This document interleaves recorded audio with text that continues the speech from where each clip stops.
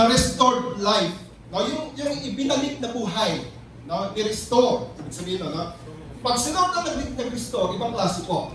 Because He's going to restore and also, i-equip ka ng Lord. Amen? Pag sinabi mong restoration, for example, yung kotse na luma, na pinaganda mo muli, no? For example, yung kanyang paint is already nag-fade na, and then i-restore mo. Or maybe, maski ang tao, di ba? Maputi ang buhok, nung pumasok sa tao, paglabas, tingnan ang buhok, di ba? I-restore yung buhok, yan, no? Mga ganun. So, restoration. But before that, I want you to know na ang Word of God is very important in the life of a person. Amen? Napaka-importante po niyan sa buhay ng isang tao. Why? Because in Romans chapter 15 verse 4, ito pang minention. Sabi ito, every written in the scriptures was written to teach us. So, whether it is an Old Testament or New Testament, it was written to teach us. Para turuan po tayo. In order that we might have hope. Kasi human is a hopeless situation po tayo. Without Christ in your life, you are hopeless. Tandaan niyo po yan. Pag wala si Kristo sa buhay natin, tayo po ay walang pag-asa. Because Christ did a lot of things for us to give us hope.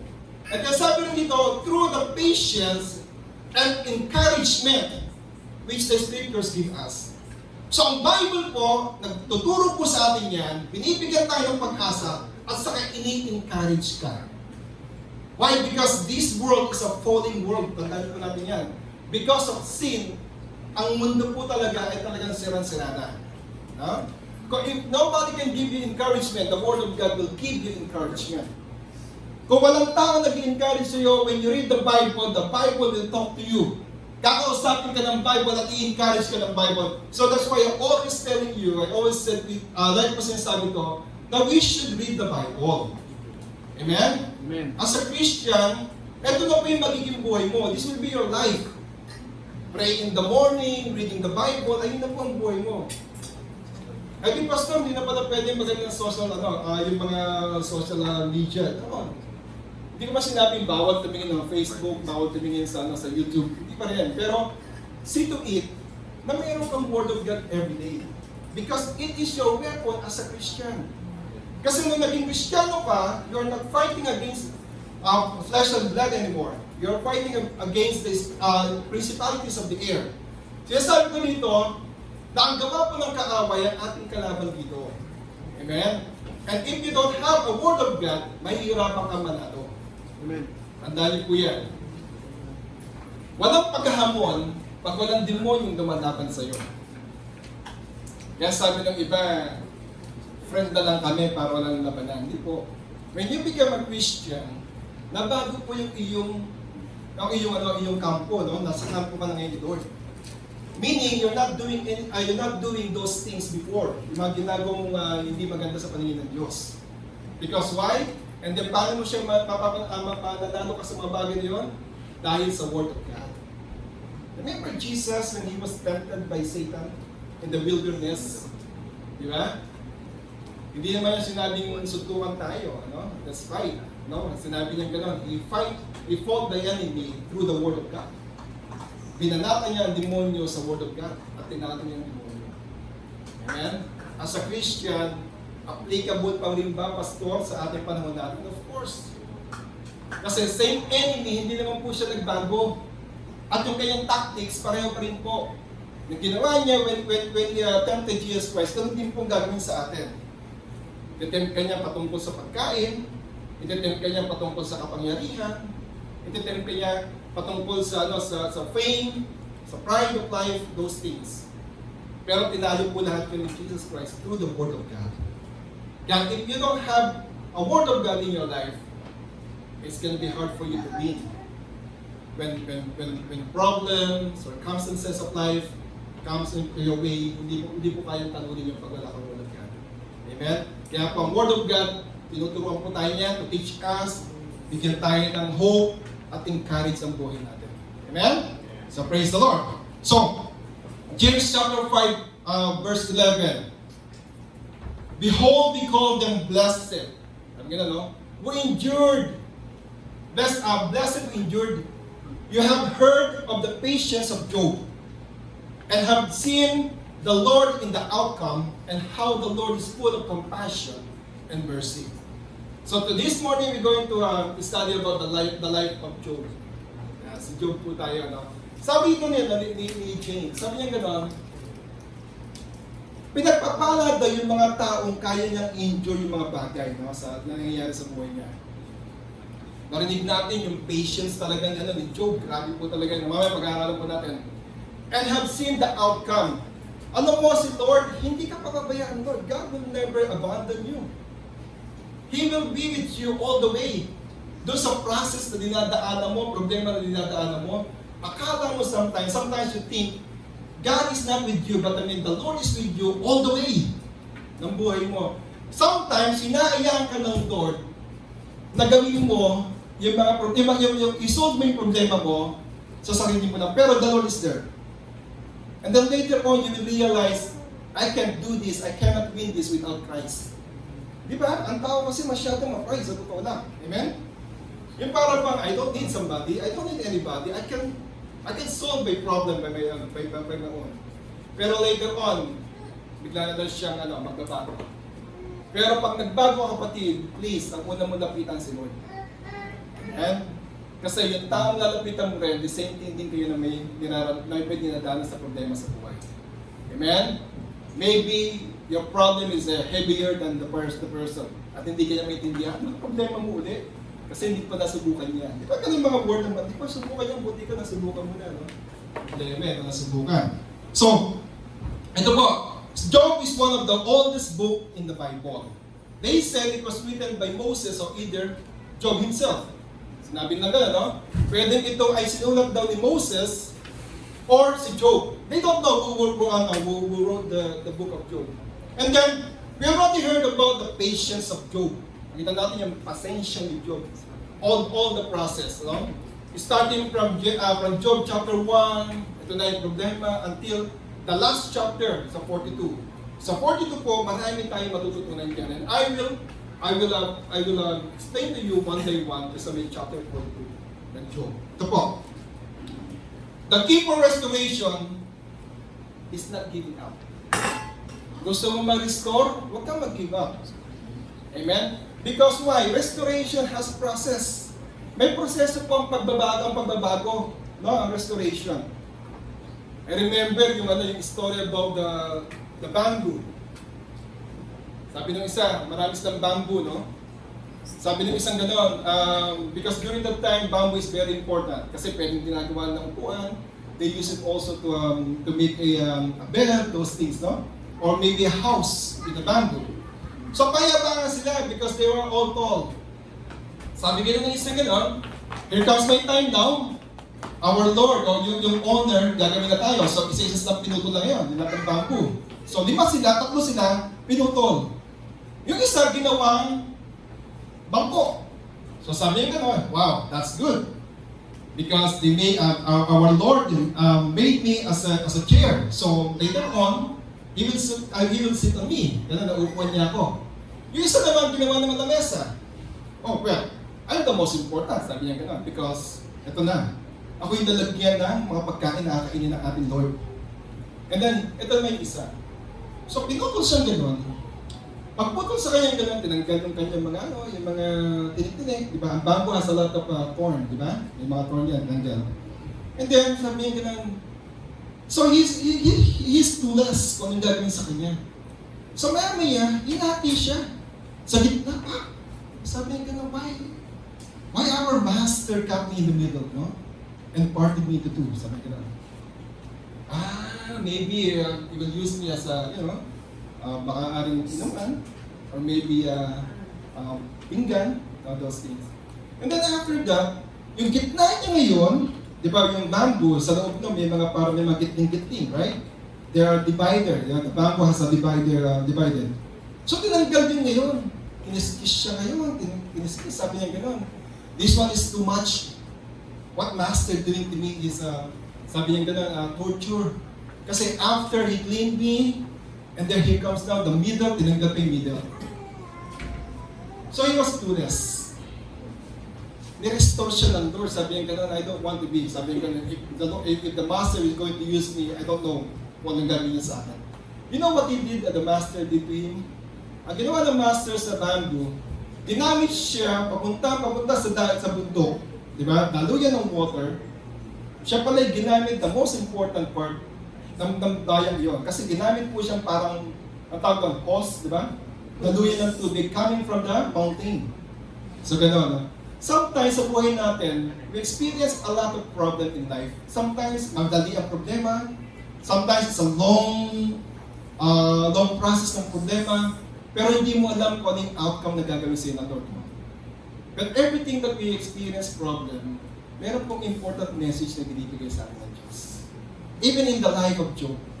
Sa Job po, pag-aaralan natin ngayon. Sabi dito, sa Job, isang book of poetic books of the Old Testament. Kasi grabe po yung story dito. It goes like a play and deals with an old question puzzling everyone. Ito po yung madalas na question ng isang tao, no? In the problem of human suffering, doon po sa aming life group na nakaraan, napag-usapan po namin si Job. And then one of my member asked me about this. But Pastor, do you think God knows about what's going to happen to Job? I said, of course, because God is all-knowing God. He knows everything. So why God allowed those things? Kasi po, si Lord, malaki pa yung kumpiyansa niya. He is a very, may malaki pa yung kumpiyansa niya kay Job. Kasi mamaya, babasahin natin kung ano si Job, no? So yun po, nandito yung suffering sa life, yung meron pa mga question na ganito, why am I experiencing this? Natatanong niyo ba yun? Bakit ko ba na-experience yung problema ito? Bakit ba dumaan itong problema ito sa buhay ko? Yung ganun, no? Yung, dapat wala na ng problema. Dapat wala na lang experience na ganito. Natanong niyo ba sa sarili niyo? Bakit ba ang tao nagkakasakit? Even though they eating the right food, exercise every day, and then sleep good, di ba, sa gabi, but still, nakakaranas pa rin siya ng sakit. So, natanong niyo ba sa sarili niyo? Kasi sometimes, a lot of people, I know somebody has a big body talaga. No? Pero, he died young as a young man. Exercise every day, ang laki ng katawan, sumasali sa mga paligsahan. But he was died young. Kasi yung kanya pong kidney, may problema pala. So I said, see, I mean, you're eating a lot of good food, di ba? Nagmakain ka ng protein, minsan nga, tinitimbang pa, when we were in, sa kamag-anak ng wife ko, sa Orlando, yung asawa ng pinsan niya, grabe, tinitimbang yung kinakain. Di ba? Kung yung gulay, kung gano'n lang karami kakainin niya, tinitimbang niya. Pati yung kanin, tinitimbang. Sabi ko, good thing, you weigh it. Hindi mo binibilang kung ilang butig na kakainin mo. So, makita mo ang buhay ng tao, hindi ko sinabi na naalagaan natin ang buhay natin, pero ang problema po ng katawan ay darating. Amen? Amen? So my doctor told me, when I saw him, nagpano ako, general check, nagpa-refill ako ng gamot ko. Sabi ng doctor ko, sa may Georgetown. Sabi niya, Mr. Abbott, okay, chinek niya ulit aking ano. Sabi niya, you taking a metformin? Sabi niya gano'n, for my diabetic, yeah. Sabi niya gano'n, but I see here, you're taking only 250 milligrams. And that's nothing, sabi niya gano'n. Well, I don't know, because the other doctor told me that this will be my maintenance. Alam mo, sinabi niya lang sa akin gano'n, you know what you're gonna do? What we're going to do, I'll give you a refill for 3 months, and then when you come back to me, do these things before you come back to me after 3 months. Sabi niya gano'n, eat healthy food. Sabi niya gano'n, forget about the rice. Well, by the way, 3 days na po hindi kumakain ng rice. Kaya kung makikita nyo, malaki pa rin ang tiyan. So eating, sabi niya gano'n, all greens, sabi niya gano'n, because he was a Christian, he's a Christian. Sabi niya, remember Pastor, because I introduced myself as a pastor as well. Sabi niya gano'n, remember in the Garden of Eden, what Adam and Eve, they eat only vegetables, those things. Sabi ko, yeah, that's true. Sabi niya gano'n, iwas daw sa karne, exercise every day, at least 30 minutes walking, those things, sleep well, those things. So now, I'm in the process of doing it because gusto ko rin po makawala doon sa pag-iinom ng gamot. Amen? Sino ba naman ayaw niya makawala sa pag-iinom ng gamot? But remember, medicine, it is given to us to help us as well. Diba? To get us well. Para maging well ka rin. Pero syempre, kung may pag-iingat naman para iwasan siya, why not, right? So yun po. So, kinu-question mo, what did I do to experience this thing? Bakit ko na-experience yung problema ito? May ginawa ba akong masama? Did I did something wrong? Diba? Meron ba akong pinaragabyadong tao? Yung mga ganong word na nababanggit natin minsan. But the story of Job opens with a scene in heaven where the devil comes to accuse Job before God. Ito may story ngayon dyan.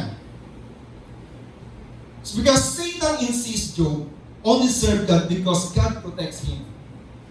Sabi ka na ni Satan kay Lord, kasi during that time, the story is about Satan can come in the front of Jesus, of God.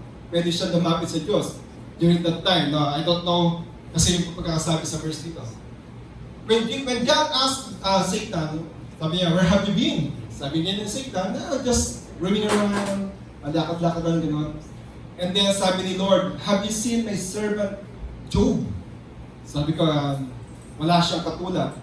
No? He's righteous, he's blameless. Kaya nabanggit niya dito, oh really? Sabi ganun niya ni Satan.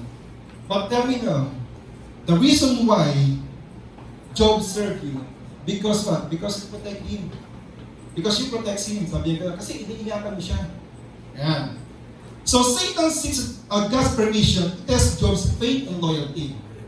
Kapatid, sometimes if you are experiencing problem, maybe tinitest yung inyong faith at inyong loyalty as well.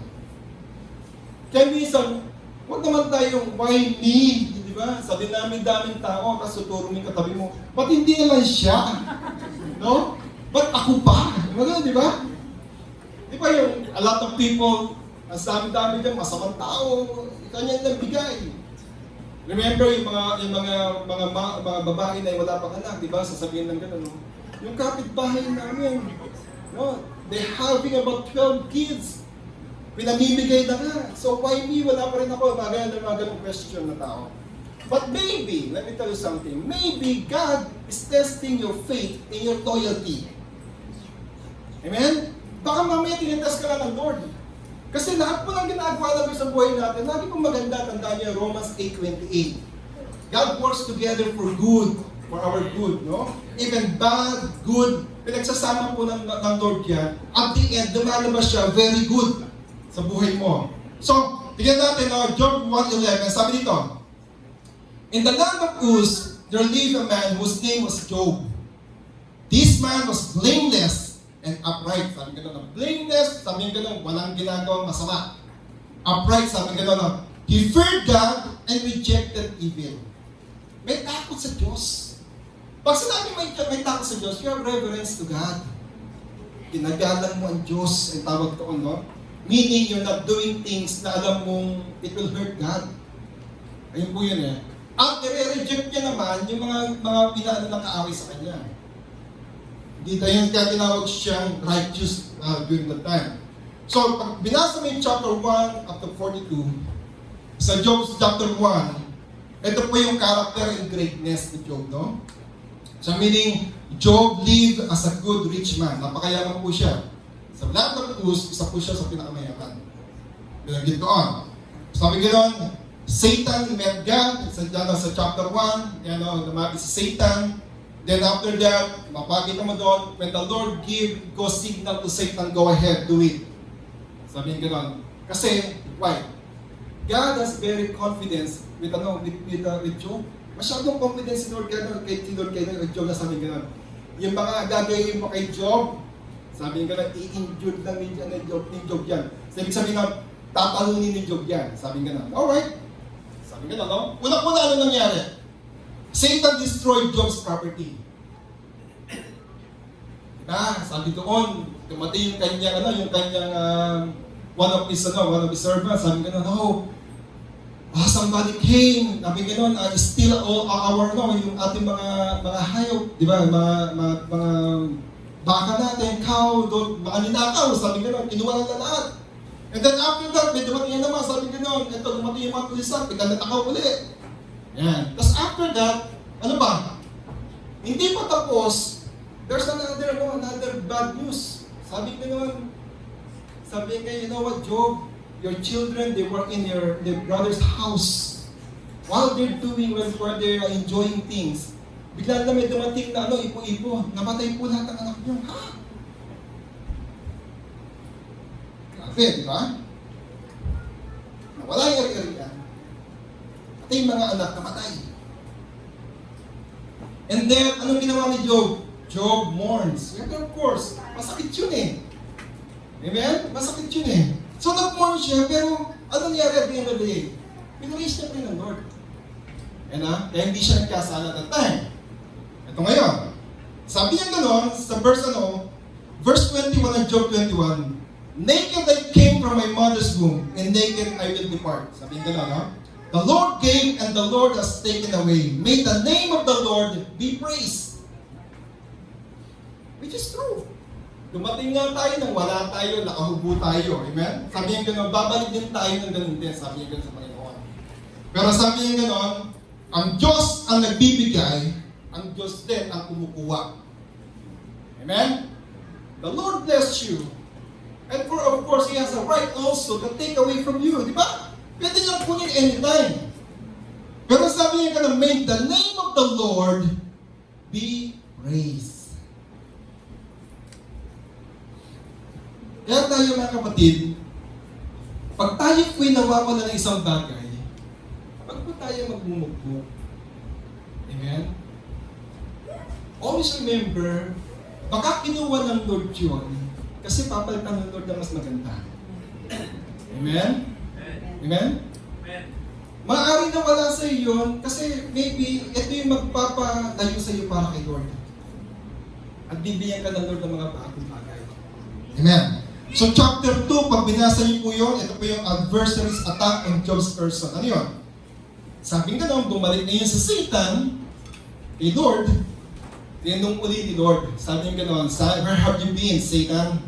Sabi niya gano'n, have you tested my servant Job? Sabi niya, yes. Sabi niya gano'n, so what happened? But Lord, God knows everything, right? Alam niya na nanalo si Job that time. Sabi niya, yeah, grabe yung alagad ko yan. Sabi niya gano'n, I take away his property, his children, but still, he praise you. Pero sabi nga nila ni Satan, sabi ni Satan sa kanya, of course, mawala yung mga bagay niya, it's okay because his life is still preserved. Sabi nga ni Satan, allow me to do something with Job. Here it comes now. God is very confident on Job. Tandaan niyo po yan.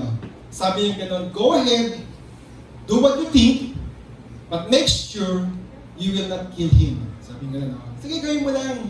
Pero kung papatayin na, ito ngayon, tuwan-tuwa ngayon sa Satan. Matisingin kayo kay sa harapan ni Lord. Ang ginawa niya, binigyan niya si Job ng skin disease. Sa panahon po natin, ang pagkakalam ko, ang tawag dito ay,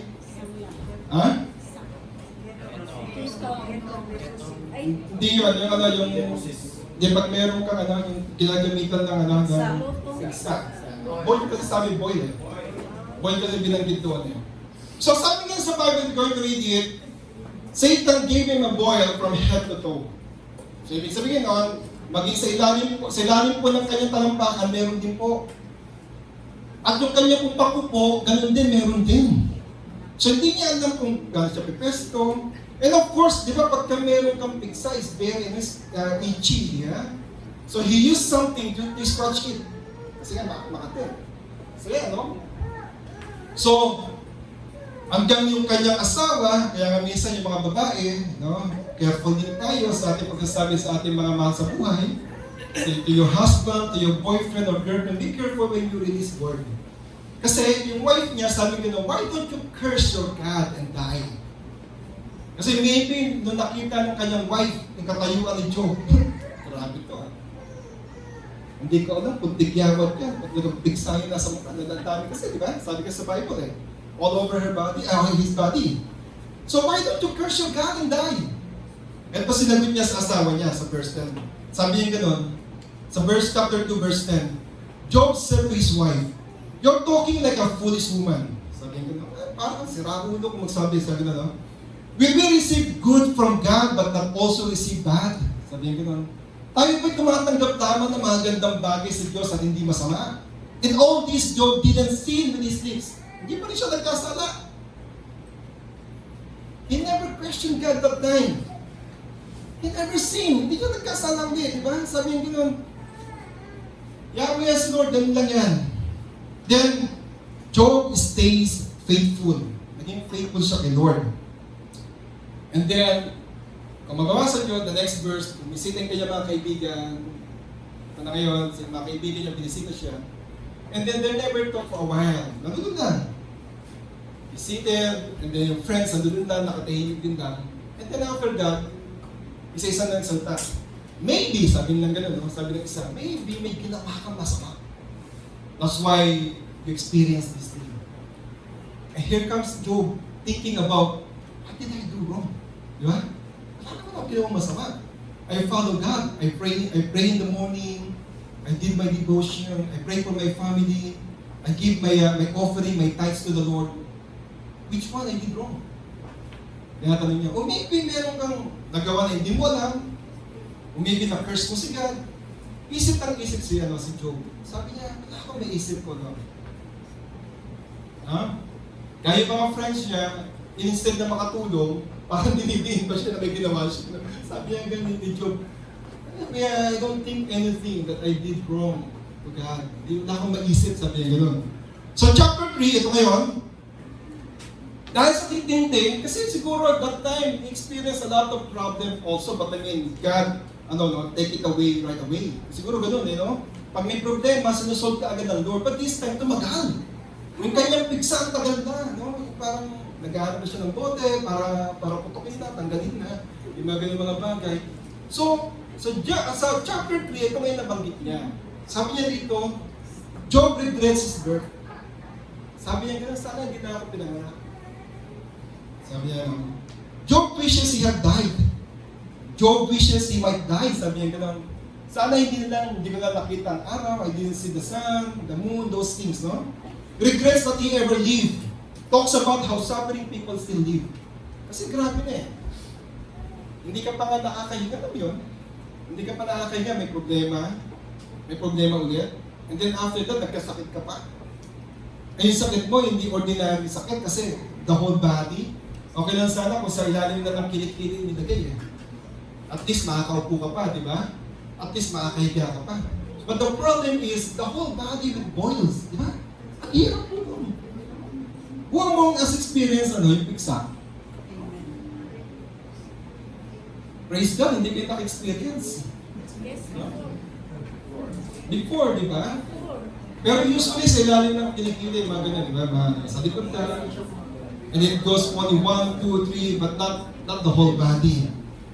So, ito ngayon, yung drama na continuous, sabi niya gano'n, I wish I should not be born. Sabi niya, I wish di na ako pinanganak. I wish hindi ko na nakita yung kagandahan ng mundo. Those things na sinasabi niya na eh. Di ba? Parang nagdideliryo na siya na eh. Sasakit siguro na katawan niya. As the drama continues, Job loses his confidence in God. Nawala yung confidence niya kay Lord. Sometimes sa buhay natin, dumarating tayo sa gano'n, di ba? Sabi niya na, sa yes minutes, sinasabi natin, ayoko nang ma-attend kasi when I keep attending, may problema laging dumarating. If I am away from God, there's no problem. But when I'm closer to God, here comes the problem. So, nawala yung nag-lost yung kanyang confidence kay Lord. Maybe you question God, why it takes so long? Before when you give me a problem, you give me the remedy, the answer right away. But this time, ang tagal na Lord. Hindi pa nga ako nagkakapagtuksa sa mga anak ko na matay. Ito, nagkasakit ako. Still, sabi nga, no, are you listening to me? Mga tanong no? Bisa tayo, no? Lord, tayo kinig ka ba sa akin? when you're experiencing problem, Lord, are you listening to me? Is my prayer reach your throne? May question one, Lord, kasi pinwestiyon na ni Job. Sabi nga naman, Job loses his confidence and demands a hearing from him, before him. Sabi niya, Lord, I want to hear your answer. Kasi tayo ganun, no? Minsan niya sabi niya, Lord, I demand your answer. Bakit mo ginawa sa buhay ko? Diba? Bakit mo ginawa yung anak ko? Why my husband? Diba nawala? I demand an answer. Diba? Meaning na yung kasagutan kay Lord. Ito ngayon, Job said to God that he is a good man. Ito na, minsan nagbibilang din tayo kung anong ginawa natin, no? Lord, sabi, did I deserve this thing? Look what I did to you. Sabi nga, Job, sabi nga, Job start saying that he is a good man, that he only do what is God's will. Minsan, pinanong din tayo, Lord, lagi naman akong, mabait naman akong tao, I am a good man. Umattend ako lagi ng life group, umattend ako ng church. Whatever the pastor preach, sabi nga na, sila sa buhay ko, I apply it to my life, to myself. Pero why this thing happen, di ba? Sabi niya ni Job, pati si Job, parang tayo rin si Job eh. Natanong natin, I'm doing your will. But still, it looks like against your will ang nangyayari. But how come this kind of problem came his way? Isa sabi natin, pero Lord, ba't gano'n yung problema mo parang dumarating pa sa buhay ko? And then Job listed the good things he did, more and on, more and more and more and more. Minsan, ganun po tayo kay Lord. Parang sinasabi mo kay Lord, mabuti akong tao. Hindi naman ako masamang tao para maranasan yung ganito problema. I am not a bad person to experience these things, di ba? I don't know kung ano yung mabigat na problema na naranasan mo na. But a lot of people, sometimes, they lost their loved ones. Mga ganun mga bagay, no? They lost their income. Yung business na bankrupt, mga ganun ba? Yung business, you question God. Why did this thing happen? And then you have a good job, mawawala yung trabaho mo. Magla-laid off sa trabaho mo, may sasama ka. And then not only that, nakakasakit ka. No? And then you keep on questioning God. Isa nga, di ba, hinahamon pa ang Diyos. Pero later on, you will realize kung yung gagawin ng Diyos kay Job. And I believe, ito applicable din sa buhay natin. Ito nga, sa chapter 38 ng Job, ito na, nagsalita na si Lord. Then the Lord spoke to Job out of the storm. And he said, who is this that questions my wisdom with such ignorant words? Sabi niya gano'n, sino ka para magtanong sa akin? You're ignorant. Sabi ng Lord, no? Sabi niya gano'n, napaka-ignorant yung mga taong magtatanong sa akin. Sabi niya gano'n, bakit ka mo? God responds that by answering Job's question, but posing certain question to Job and restores Job's faith. Ito ay nirestore niya yung faith. Bakit ka mo? Sa verse 38, sa chapter 38 and verse 4, sinimulan ng Lord, ipinaliwanag kay Job one by one. Ano ito? Sabi nga sa verse 4 and 38, where were you when I made the earth? Pinanong na kagad. Nasaan ka ba nung ginawa ko ang mundo? If you are smart, answer me, sabi ng Lord. Kung matalino ka talaga, sagutin mo ko. And who decided how big the earth should be? Kapag paano tanong ng Lord? Sino ngayon nag-decide kung gaano kalaki ang mundo? Who measured it with the measuring line? Well, a lot, ngayon, sabi nilang gano'n, they measured the I don't know, how many miles, thousands of miles ata, between end to end, no? Sabi na, who decided how big the earth? Who measured it with measuring line? What is the earth resting on? Mga tanong ng Lord, para bang, you cannot comprehend ng pag-iisip ng mga tanong ng Lord. What is the earth resting on? Who put the first stone in its place? Sino naglagay ng bato sa unang pagkakataon? When the morning stars sang together and the angels shouted with joy. Who closed the floodgates as the sea gushed from the womb? Mga tanong yung para bang ang lalalim ng tanong ng Lord.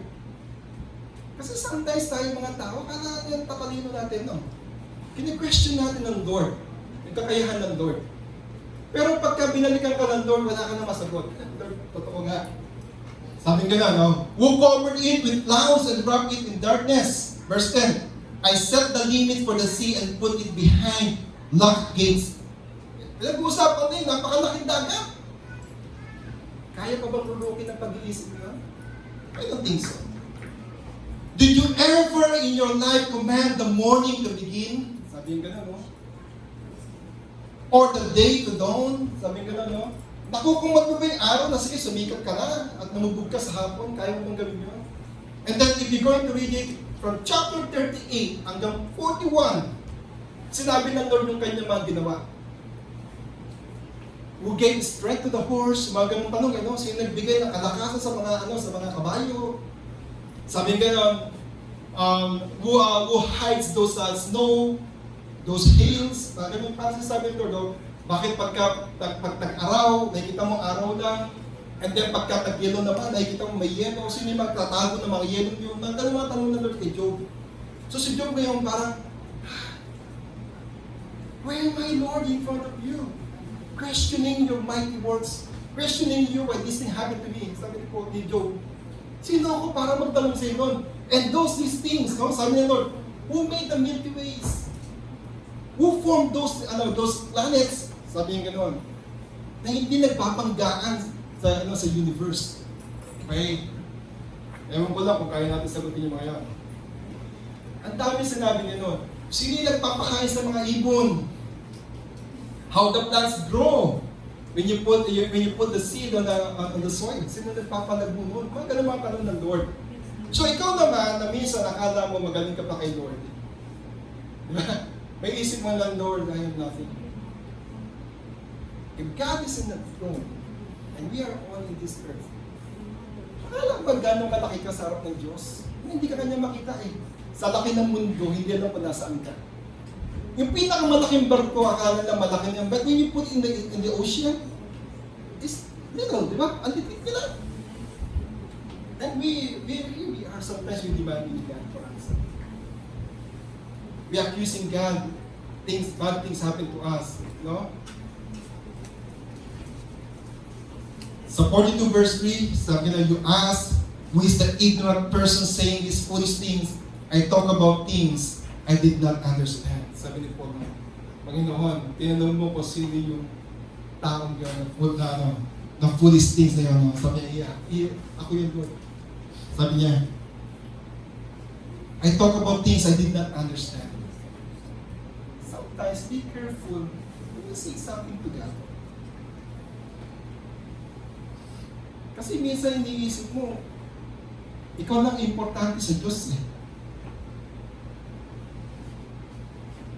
Sabi ni Job, sabi niya gano'n, Lord, ako po yun. Nag-sorry siya kay Lord eh. Sorry Lord, kung nasabi ko yung mga bagay yun. I talk about things so amazing for me to know. Yung mga ganong word, yung parang, hindi ko po sinasabi ko yung mga bagay na hindi ko magkakaintindihan. Diretso tayo. Again, these restorations followed by great blessings that God exceeded His love and compassion. But still, the Lord shows His love, His compassion to everyone. Yeah? To everybody. Sa lahat po sa atin. Ngayon, ano po yung outcome ng restoration? Tingnan natin, ha? Number 1, renewed mind. Nire-renew po ang ating mind yan. Bakit ka mo? Sabi sa Job 42 verse 2, sabi ni Job, I'm convinced you can do anything and everything. After the Lord talking about His creation, sometimes kailangan din natin minsan gisingin tayo ng Word of God. After creation, sabi ni Job, I'm convinced you can do anything and everything. Nothing and no one can upset your plans. Wala po, Lord. After you put those planets in the Milky Way, after you put a boundary for the water and the land, nothing. Wala na makakatalo, Lord. The Lord said, no? Kung ako yung lumikha ng lahat ng bagay, sabi niyo sa kanya, no? Kasama yung kalawakan. Ang tanong ng Lord sa kanya ulit, what is your concern again, Job? Alam mo, sometimes yung problema natin, kala natin napakalaki. Pero if you're going to ikukumpara mo kay Lord, yung paano niya ginawa ang lahat ng bagay, isipin mo na, this one is chicken feed kay Lord, no? Nothing to kay Lord, yung problema. Yung bumagsak ang negosyo mo, akala mo, bumagsak ka rin ang mundo mo. Hindi mo yun. Nawalan ka ng trabaho, akala mo, end of the world na, di ba? Na-demote ka, akala mo, ikaw yung pinakakawawa. Nabawasan yung sweldo mo ng 25 cents, parang bang iyak ka na, parang binagsaan ka na ng mundo, napakalaki na nawala sa'yo. But let me tell you something, may plano ang Diyos sa buhay mo. Ang dami yan. Everything that's happening in your life, at the end, the Lord will show you His plan. Ipapakita ng Lord ang plano niya sa'yo. Ito na yun. After God showed him the power of His might, the infinite wisdom that He commanded the universe, ito ang prayer ko sa all of us. For everyone that if we have patience enough and hold on to God, we can have a renewed mind. Kapatid, perseverance lang yan eh. Kung kami pinagdadaan ng mga problema, hold on to God. Kasi if you walk away from God, sino pa magiging kakampi mo? Amen? Kung ang Diyos ang gumawa lahat ng bagay, nilayuan mo ang Diyos. Sino pa magiging kakampi mo? Na siya na gumawa lahat ng bagay? He created everything for you? But listen carefully, God is more interested in changing you rather than your circumstances. Alam mo, mas interesado ang Diyos na baguhin ka, na baguhin tayo. Kasi yung problema mo, because problem for Him, everything merong remedyo. Everything has a remedy. Pero yung baguhin, yung sarili natin, ito pa yung napakahirap sa atin, di ba? Kaya God is interested in changing us. Nabaguhin. Nakagaya ni Job. Binago ng Lord yung kanyang pag-iisip. Naligyan-nais niya, Lord. Dapat pala hindi ako nagko-complain. Amen? So, sometimes God put testing and trials in our lives for us to grow. Tandaan niyo po yan. Yung mga testing na yan, sa mga trials na yan, ibinibigay ng Lord yan para tayo ay mag-grow. Amen? Para ikaw ay mag-grow bilang isang tao. Pangalawa tayo ngayon, no? Pangalawa sabihin itong ito, to rebuild the heart. Kasi, to be honest with you, nawasak yung puso ni Job that time. Talaga bang, grabe Lord yung ginawa mo sa akin, ha? I lost my property, my children, everything. No? And not only that, here I am now, I have a skin disease. So, parang naman yun yung puso niya. Pero anong ginawa ng Lord? Nire-rebuild ng Lord ang ating mga puso. Job 42:6 sabi niya, that is why I take back what I said. Binawi ni Job yung kanya sinabi. That is why I take back what I said, and I sit in dust and ashes to show that I am sorry. Nag-sorry kay Lord. Nag-sorry siya, Lord, pasensya na po kung nasabi ko yung mga bagay na yun. Sabi niya, Lord, I can't answer all the question. Only you, God, can answer the question.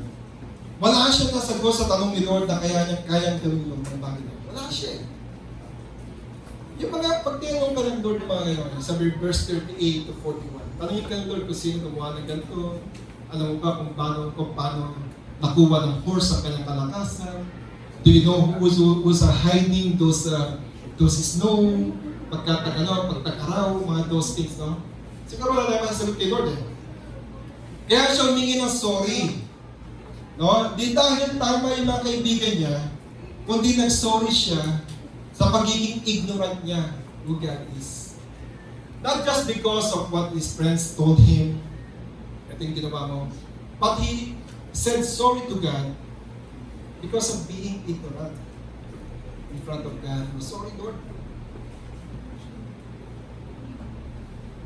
Amen?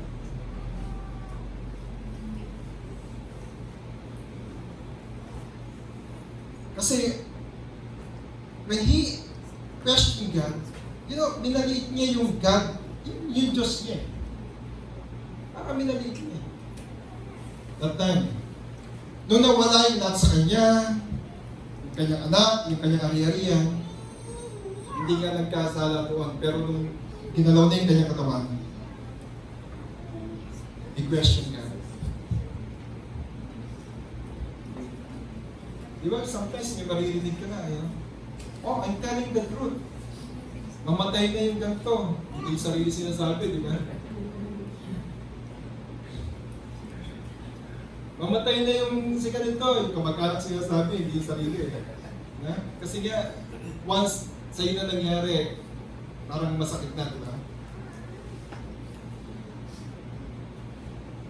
He was looking for new information. Job was looking for new information. But God gave him new revelation. Sometimes ganun tayo, nag-a-ask ka kay Lord ng information. Ang ilalabas sa iyo ng Lord, revelation na lang. Nire-reveal sa iyo ng Lord mga bagay, di ba? He looking for a reason, God gave him a revelation. Hinihingi ng rason ng Diyos, pero binibigay siya ng mga revelation. He was looking for why he's suffering, God showed him beyond that suffering. Sabi niya ganun, bakit ko nararanasan to? Sinabi siya ng Diyos kung sino nagbibigay ng suffering na yan. If you are here and still questioning God, no? Baka may problema tayo, kapatid. Yung para ba alit ang bagay, kini-question mo ang Diyos. Baka may problema tayo. Meaning you are not trusting God. Because why? Because we always want to know the reason. Para bang isang hakbang pala yung ginawa ng Diyos, kini-question mo na kagad siya. Nire-reason mo na agad, namingi ka na agad ng reason out sa kanya. Ano yung reason, Lord? Hindi ka ba nagtitiwala kay Lord? Kasi ang proseso po ng faith is trusting. And you as a Christian now, you live by faith, not by sight. Lahat po nangyayari sa buhay ng isang Kristiyano is always by faith. Tandaan po yan. Kaya sometimes you hear a lot of testimonies about what God has done to them because of their faith. Amen? Amen? So, Job 42:10, sabi ito, after Job prayed for his friend, the Lord restored Job's property and gave him twice as much as he had before. Sabi ka na, ibinigay ng Lord yung lahat na kanyang ari-arian.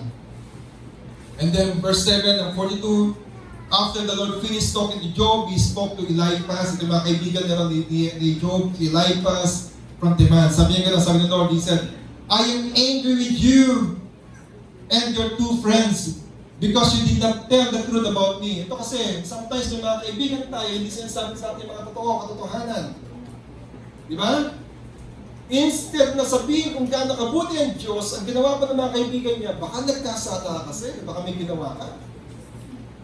Alam mo yun, yung instead na makakapag-update sa'yo, dinadown ka pa lalo, baka naman kasi nagnakaw ka sa trabaho mo, kaya ka naman ng trabaho. Ganun ba? Yung parang accusation ng sasabihin ka rin ng kaibigan mo, kinuha mo na kaagad. Baka naman nangyari sa iyo kasi niloloko mo yung asawa mo. Nagdala mga word na ganyan. Instead na, let's pray. And let's find out what it is. Ano yung reason. Sabi ng Lord sa kanila, galit ako sa inyo. Sabi ng Lord, kasi hindi nyo sinabing katotohanan about me. As my servants did. So now, Eliphaz gets 7 bulls. Ito ngayon sabi ng Lord, mag-alay kayo ng mga bagay nito para sa ganun mawala yung paibsan, yung galit ko sa inyo. And then they starting to burn offering to the Lord, no? And then sabi niya ganun, my servant Job will pray for you and I will answer his prayer. Then I will not give you the punishment you deserve. Kapatid, dito sa word na ito, lahat po ng ginagawa natin, mayroon pong consequence natin. Tandaan niyo po yan. May ginawa ka hindi maganda, matatawarin ka ng Diyos pero may consequence yan. Pero when you pray sometimes, the Lord is not going to allow those punishment in you. No? Hindi aalaw ng Lord. Kasi dito sa written, then I will not give you the punishment you deserve. You should be punished because you were very foolish.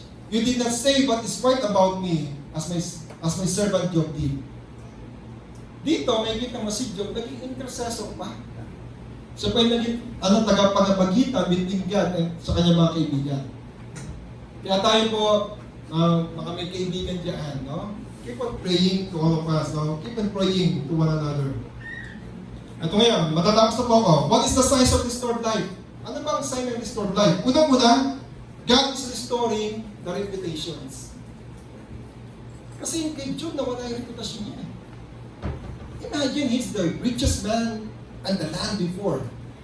Ano nangyari? Nilayuan siya ng kanyang mga kaibigan, ng kanyang mga kamag-anak. Why? Because he became poor, and then not only that, may sakit siya. Na para bang ayaw siya, pinagdidirian siya. So his reputation was gone. Pero nangyari doon, ibinalik yung reputasyon niya ni Job. No? Yung agenda kasi ni Satan, tanda mo to.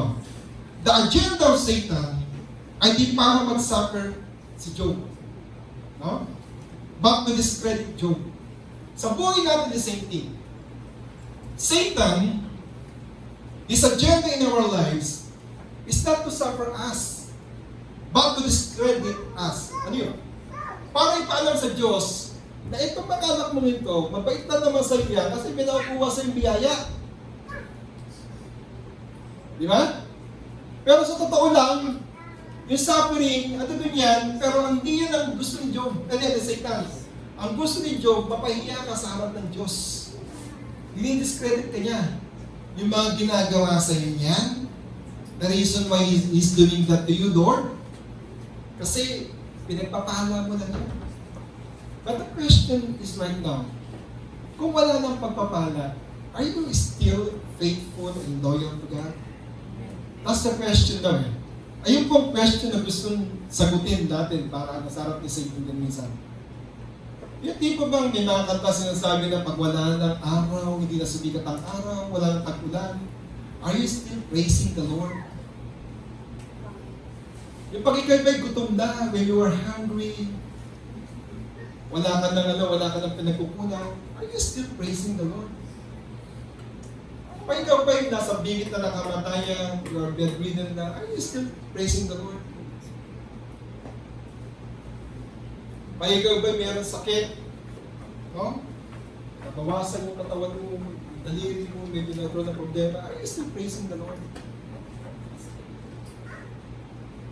Ang plano po ni Satan, i-discredit ka sa harap ng Diyos. Pero yung bansagan ka ng Lord na blameless, my servant is blameless, my servant is righteous, malaking deal po kay Lord John. Why? Kasi, pinagkayabang ka ng Lord. Yung anak kong yan, kasi walang biyaya matanggap yan, pupurihin pa rin ako yan. Ganun ba tayo mga kapatid? Or, kaya ka lang nagsisimba, pupunta sa church, at nagpipraise ka Lord kasi sa mga biyaya na natatanggap mo. What if yung mga first fruit na binibigay natin hindi pinagkaloob ng Diyos? What if yung binibigay mong tithes hindi nangyari? Yung sinasabi sa Malakay natin. Are we still praising God? Kasi nakita kay Job, nawala ang lahat, hindi pa rin siya nagkasala sa harap ng Diyos. Ito ngayon, na-restore ngayon, di ba? Sabi ito, God restoring the reputation. Ano nangyari? Sa chapter 42 verse 11, then all his brothers and sisters and all the people who knew him before came to his house. Ito ngayon, nagbalikan ngayon yung kanyang mga kaibigan, yung kanyang kamag-anak, pinuntahan siya. They all ate a big meal with him. So yung reputation niya bumalik. Alam mo yung parang hirap, pag ikay natatakan na ng isang tao, yung mabansagan ka na, itong taong to, walang kwento to eh. And then, nagbago ka na, naayos ka na, pero at tingin pa na sa'yo, wala ka pa rin pagbabago. Alam mo yung dating drug addict ka, nagbago ka na yung buhay mo, and still the people, tinatataka ka pa rin nila na, they mark you as a drug addict. He will never change, di ba? Itong taong to, dati manginginom yan, hindi magbabago yun. Magiinom yan. Alam mo yung mga ganun mga bagay? Pero kay Lord, iba.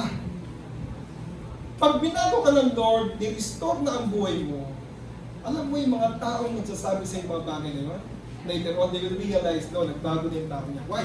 Kasi ni-restore ka ng Lord. Amen? Kasi ni-restore ka ng Lord. Sometimes, sa Pilipinas, ang tingin sa'yo ng mga kamag-anak mo, napakaliit mo. Kasi kayo pinakamahirap sa pamilya. And then, the Lord bless your life. Dinala ka sa ibang bansa para magtrabaho. And then yung pagbalik nila, magugulat sila, no? Yung buntok pala na tinitignan na ikaw na may may-ari.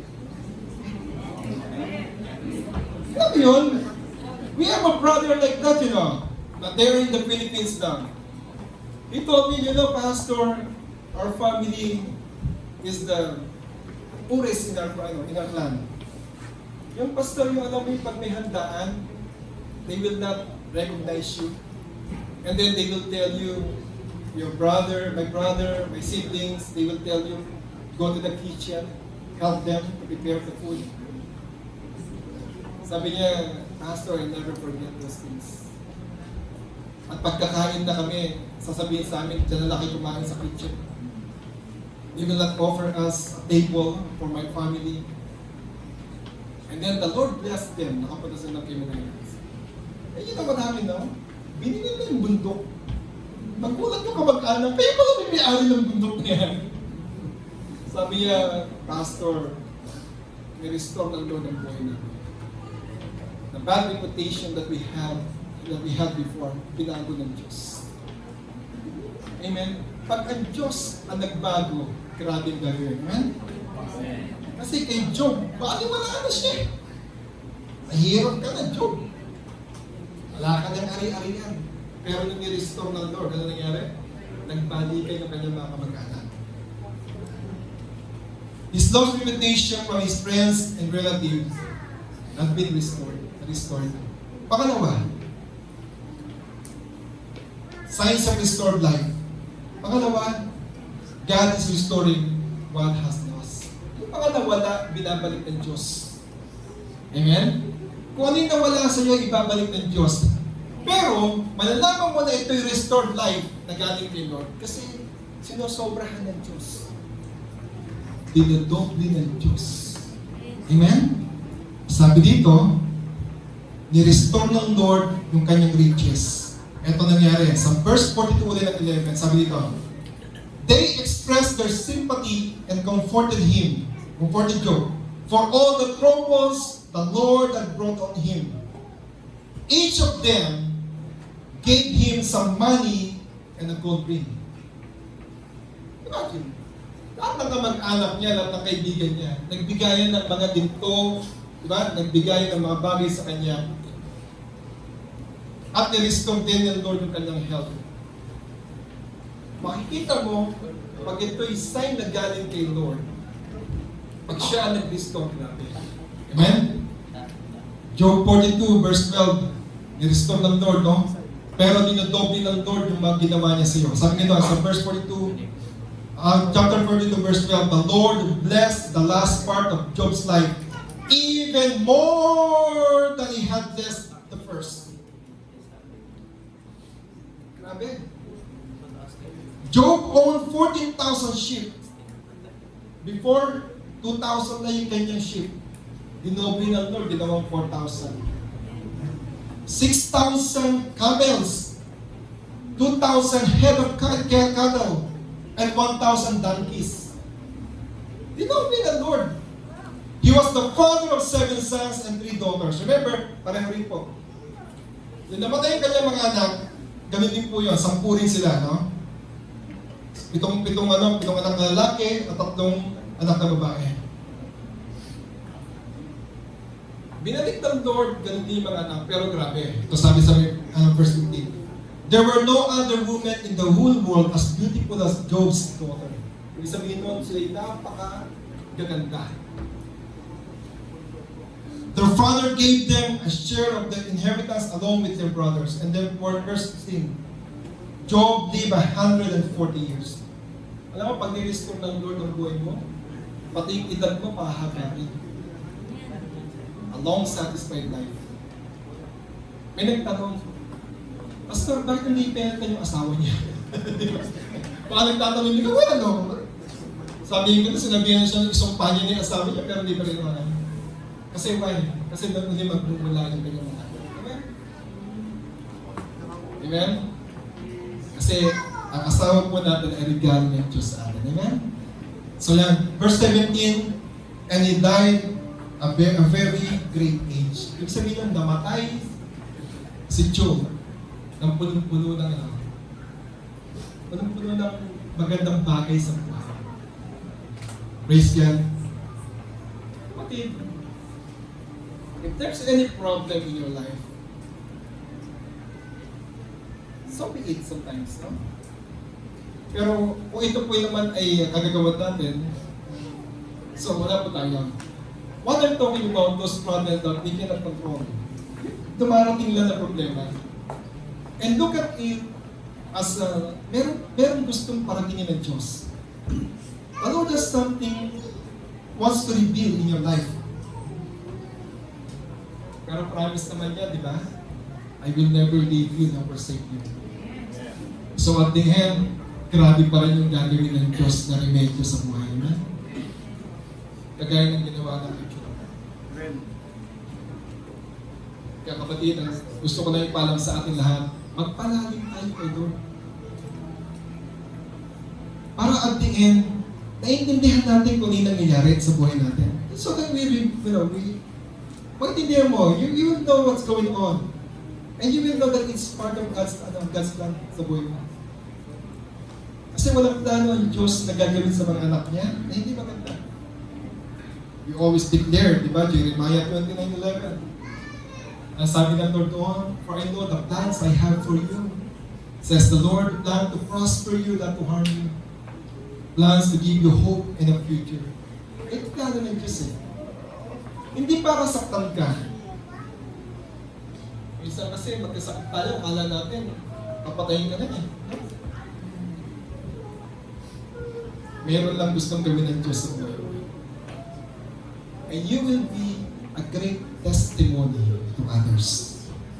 Meron kang pangahawakan na magandang testimony sa kabutihan ng Diyos sa buhay. Amen? Are we blessed? Can we give God a lot of praise? Hallelujah, my Lord. Let's worship the Lord.